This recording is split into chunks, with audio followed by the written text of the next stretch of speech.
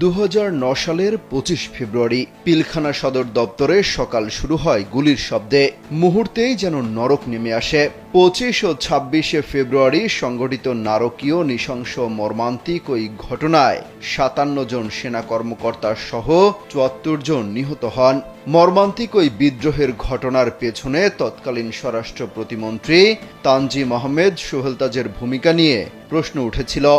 এখনও অনেকে আঙুল তোলেন তার বিরুদ্ধে। সম্প্রতি দেশের একটি গণমাধ্যমের সাথে এ নিয়ে খোলামেলা কথা বলেন সোহেল তাজ।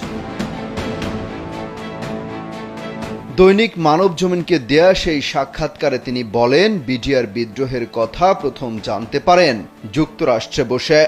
ওয়ালটন ফ্যানের অ্যারোডাইনামিক ব্লেড ঘরের কোনায় কোনায় ঠান্ডা বাতাস ছড়িয়ে হাওয়া বদলে নেয়। সেখানে বসেই উদ্বিগ্ন হয়ে পড়েন তিনি। একে একে ফোন করেন তৎকালীন পুলিশের আইজি, স্বরাষ্ট্রমন্ত্রী, এমনকি এক পর্যায়ে